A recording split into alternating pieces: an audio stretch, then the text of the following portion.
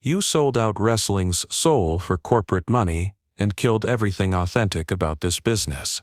The words exploded from Rob Van Dam's mouth like a verbal chair shot to the skull. Hulk Hogan stood frozen across WWE's corporate boardroom, his trademark confidence shattering under the assault from wrestling's most authentic voice. What happened in the next 8 seconds would expose the most devastating betrayal in wrestling history. June 7, 2006. WWE Headquarters, Stamford, Connecticut. The executive conference room buzzed with tension as WWE's creative team discussed the upcoming ECW revival.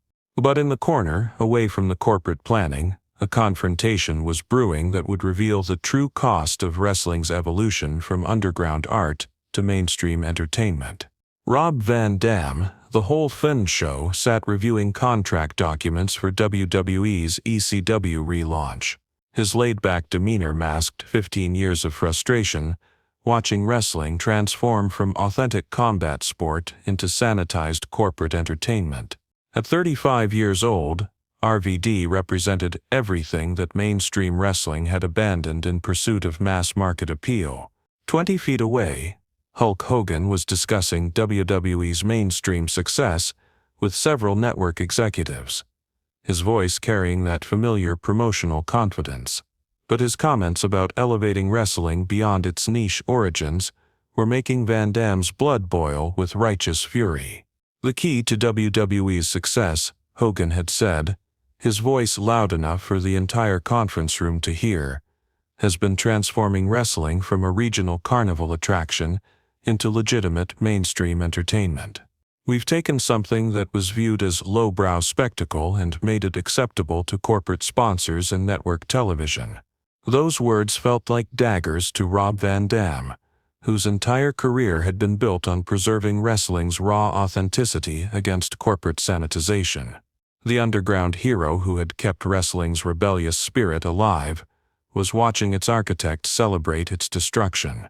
Wrestling's evolution into sports entertainment, Hogan continued, addressing the network executives with missionary zeal, required leaving behind the elements that limited our audience appeal.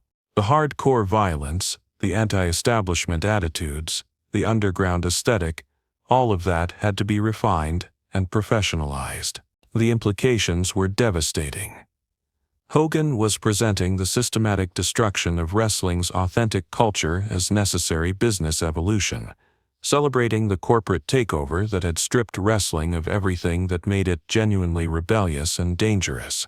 The wrestlers who succeed in today's environment, Hogan added, his tone suggesting profound industry wisdom, are the ones who understand that mainstream acceptance requires compromise, who recognize that reaching broader audiences means abandoning the niche elements that kept wrestling marginalized for decades.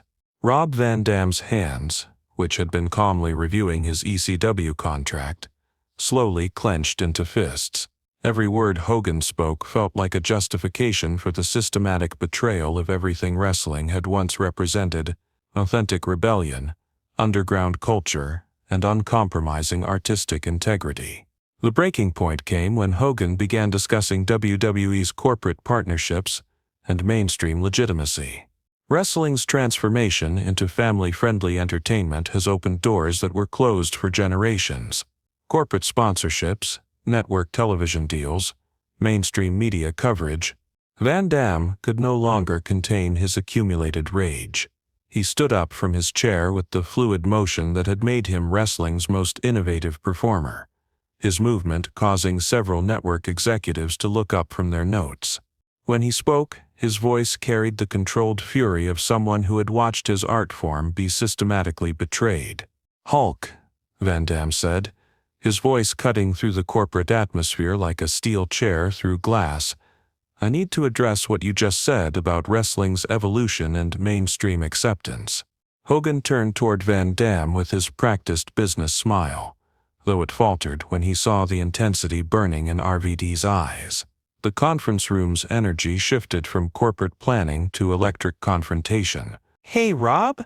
Great to have ECW's biggest star joining the WWE family. Your technical skills are going to bring a whole new dimension to our programming, Hogan said, his tone carrying the patronizing quality of someone offering encouragement for specialized talent rather than recognizing artistic integrity. The condescending comment pushed Van Dam past his carefully maintained professional composure. "Don't patronize me with corporate speak, Hulk," Van Dam said, his voice growing stronger with each word. "I heard what you said about wrestling needing to evolve beyond its outlaw origins, about abandoning the elements that kept it marginalized. You were celebrating the destruction of everything authentic about this business." The conference room had gone completely silent. Network executives who had been reviewing demographics were now watching with uncomfortable fascination. This wasn't typical business discussion. This was about to become a philosophical war over wrestling's soul. "Rob, I think there might be some misunderstanding," Hogan began, but Van Dam cut him off with a gesture that was surprisingly authoritative for someone challenging wrestling's ultimate corporate success story. "No misunderstanding," Van Dam interrupted, his voice now carrying the full weight of 15 years watching wrestling's authentic culture be systematically destroyed. "You've been the architect of wrestling's sellout to corporate interests. The underground rebellion that made wrestling special has been sanitized into family-friendly entertainment." Van Dam began pacing around the conference table, his energy filling the corporate setting despite the formal business atmosphere. "You want to talk about evolution? Let me tell you what real evolution looks like. It's taking the raw authenticity of wrestling and elevating it without destroying what made it powerful in the first place." The accusations were specific enough to be devastating but broad enough to encompass an entire cultural transformation that had fundamentally altered wrestling's identity and purpose. "You want to talk about reaching broader audiences?" Van Dam continued, his voice gaining momentum with each word. "You reached them by betraying the audiences who made wrestling what it was. You sold out the underground fans, the hardcore believers, the people who understood wrestling as authentic rebellion rather than manufactured entertainment." Hogan's face was beginning to show strain under the direct assault on his life's work. His hands, which had been resting diplomatically on the conference table, were now clenched into fists. "Rob, you're out of line," Hogan said, his voice carrying warning tones.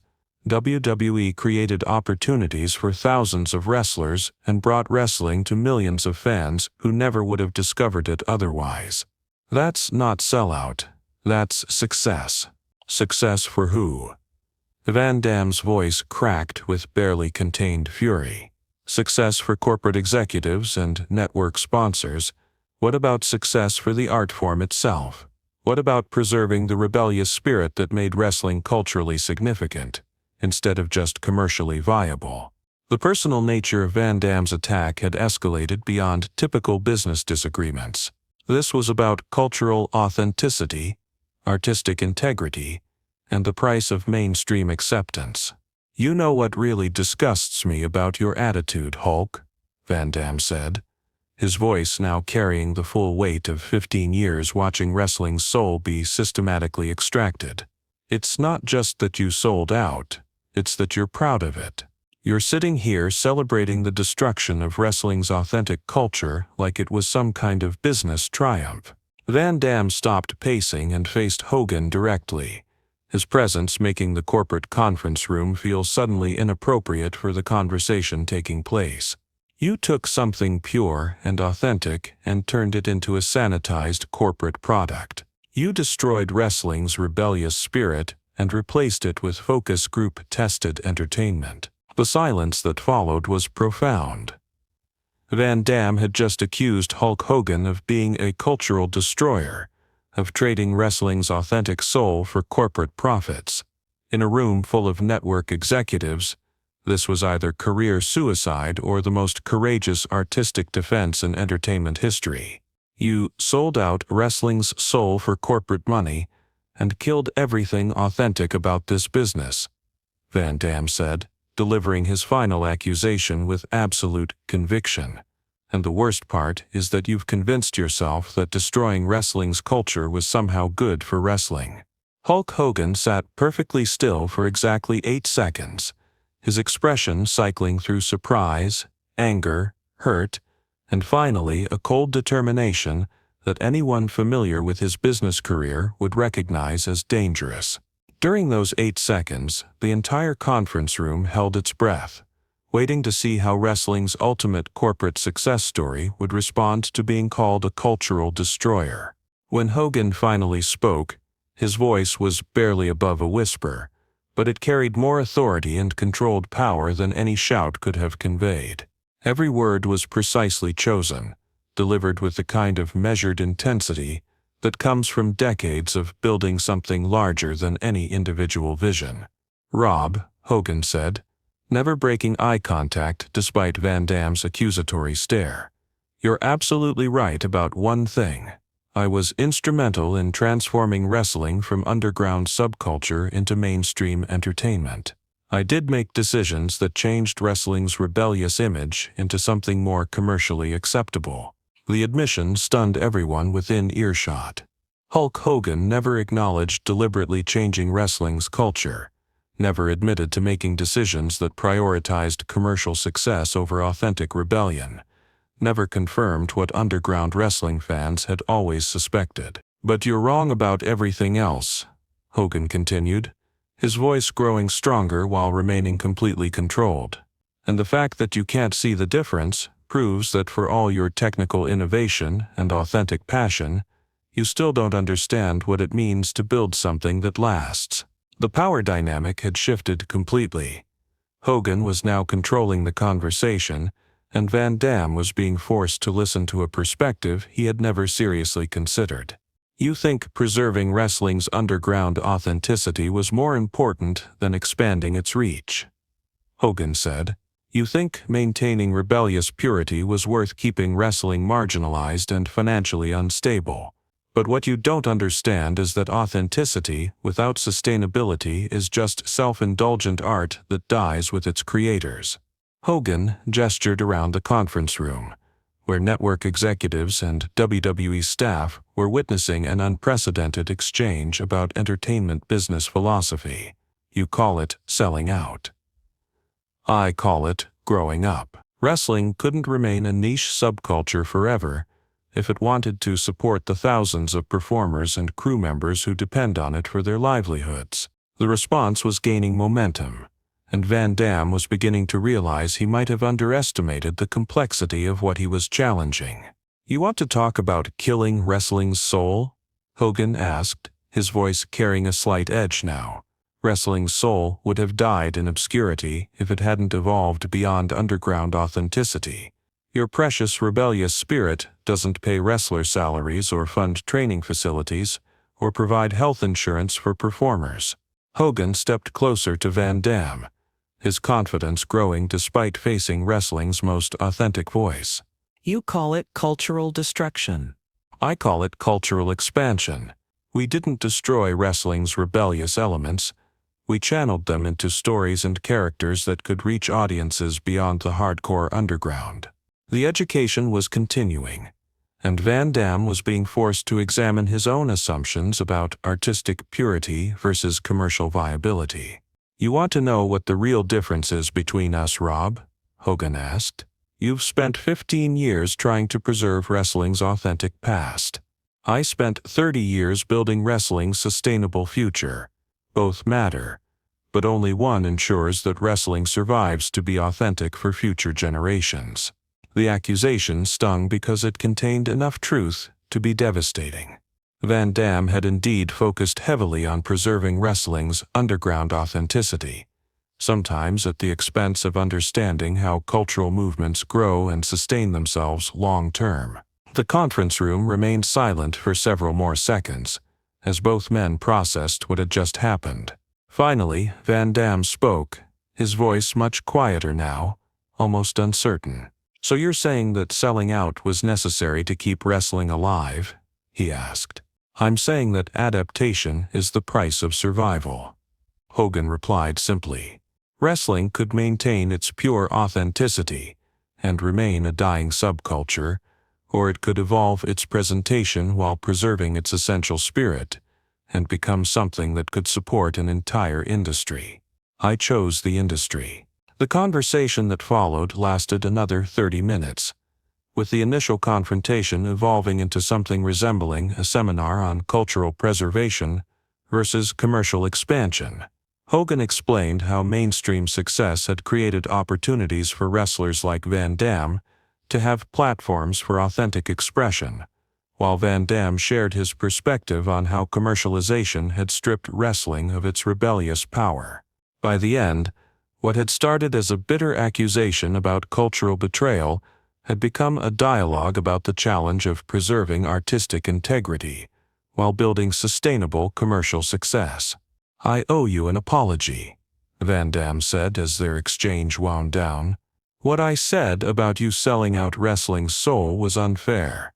I can see that you were trying to balance authenticity with sustainability, even if I disagree with some of the choices." Hogan extended his hand, and they shook with genuine mutual respect. "And you've reminded me that commercial success means nothing if we lose sight of what made wrestling culturally powerful in the first place. The underground spirit you represent is what keeps wrestling honest." The impact of their confrontation was felt throughout WWE's creative culture. Other wrestlers who learned about the exchange began to understand the relationship between artistic authenticity and commercial viability differently, recognizing how both elements were necessary for wrestling's long-term health. The phrase "sold out wrestling's soul" became a reminder within WWE that commercial success and authentic culture could coexist if both were approached with respect and understanding rather than viewed as mutually exclusive. 8 seconds of silence had transformed a potentially career-ending accusation about cultural betrayal into an opportunity for education about the complex relationship between artistic integrity and commercial sustainability in entertainment business. The ripple effects of their Stamford confrontation extended far beyond WWE's corporate headquarters. Within days, word of the exchange had spread throughout the wrestling industry, sparking intense debates about the balance between maintaining authentic culture and achieving commercial success in entertainment business. The exchange influenced WWE's approach to integrating performers from alternative backgrounds, with creative teams developing better processes for preserving authentic elements while adapting them for mainstream audiences.